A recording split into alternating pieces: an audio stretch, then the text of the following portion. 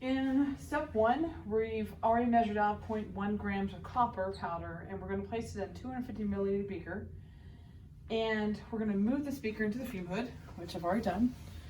So here's my copper. 0.1 grams isn't really that much. And now we're going to add 2 milliliters of nitric acid, 8 molar concentration. We're going to add it slowly to the copper. We're going to carefully swirl the contents of the beaker, and let's watch and see what happens. So here is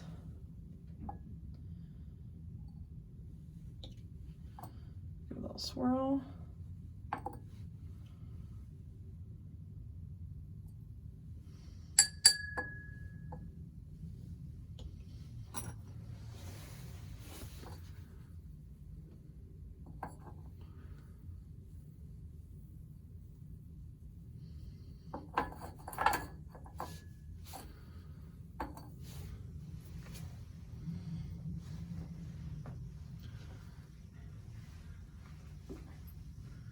And we placed it in the fume hood due to the fact that in case it does give off a gas, which I anticipate it will, it goes off into the fume hood and does not get into the classroom.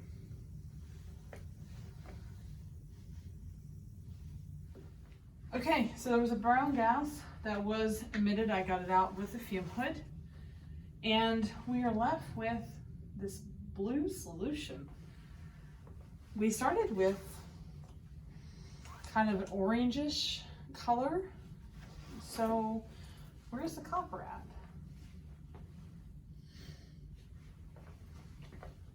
at? Okay, so now our next step tells us to add approximately 25 milliliters of water to the beaker and then measure out 2 milliliters of concentrated hydrochloric acid. We're going to slowly add it to the beaker, and we're going to observe the liquid closely. So here is the water.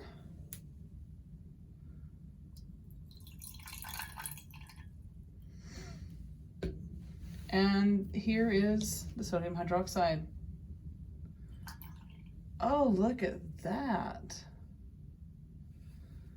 It's an interesting change.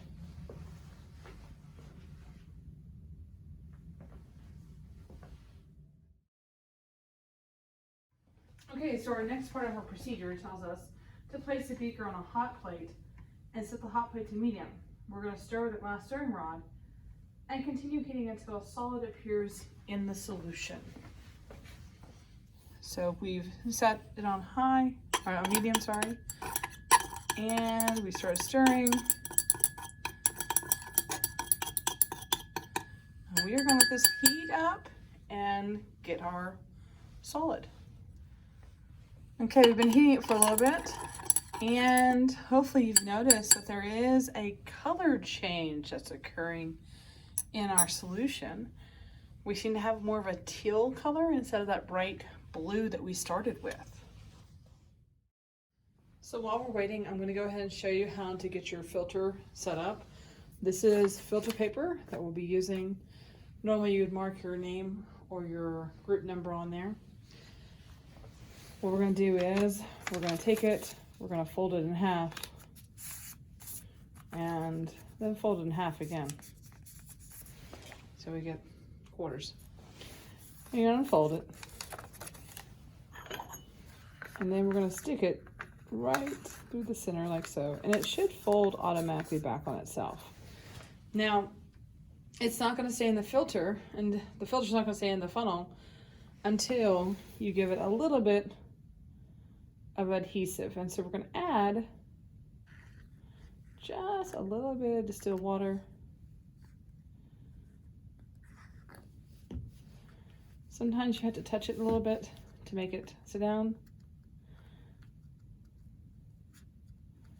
And then your filter is ready to go. We're just going to set this up into another beaker for it to drain back into when we start the filtration.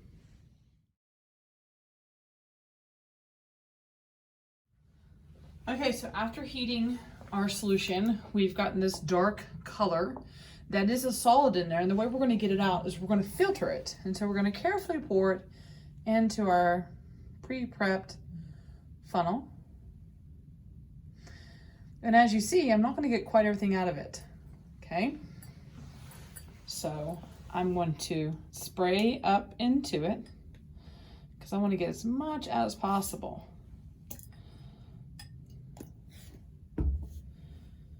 I'll do a visual check.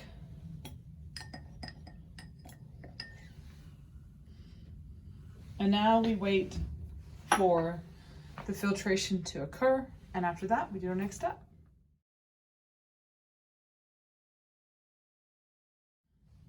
So the liquid's almost all the way done. I'm going to prep you with the next step.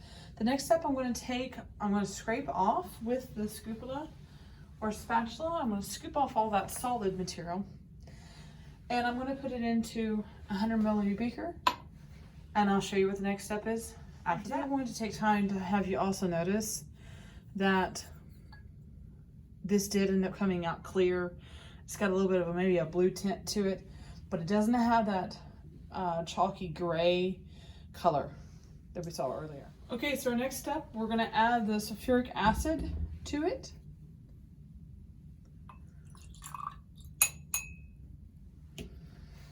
I'll turn on the back. You can see. Okay. And our last step is simply adding zinc to it.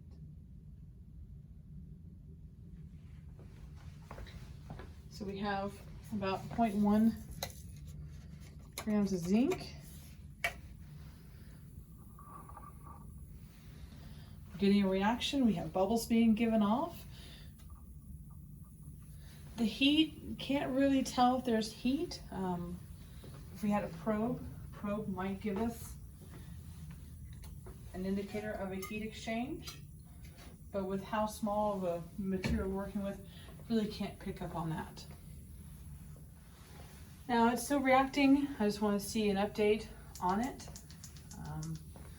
Appears we are getting some color changes in there, some solid being produced. So we'll keep checking on it. Ooh, nice, exciting. Look, on the inside, we now see kind of like a reddish color solid being formed. So we're gonna keep letting it react a little bit longer.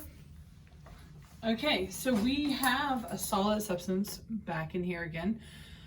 We're going to very carefully pour off some of the solution. I'm going to add 10 milliliters of water to it again to kind of like wash it a little bit, and then try to retrieve that solid back again. Okay, that solid that you're seeing in there is copper. So the copper we started with earlier was a fine powder. And this stuff, we'd have to let it dry out and it would return back to that fine powder that you saw earlier when we started the slab. So the key things to think about as we're going through this: where did the copper go? Did it ever leave the beaker? I hope that you said no. This follows the law of conservation no matter. It's our foundation when it comes to chemistry. This lab is great because it does enable us to start understanding how scientists were able to figure out about the different elements and what was reacting to what and who was exchanging electrons. And so what you'll notice is during the notes, I'm going to reference back to this lab.